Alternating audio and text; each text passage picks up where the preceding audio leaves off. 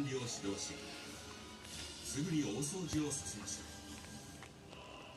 病人は風邪や食あたりなどが多く、松本の往診を受けて1ヶ月も経たないうちに全快したのです。一人の医師が多くの人々を一斉に健康チェック、今でいう健康診断の端と言われています。続いては独眼竜と呼ばれた仙台藩の武将伊達政宗が実践していた健康法。70歳まで生きた長寿の政宗は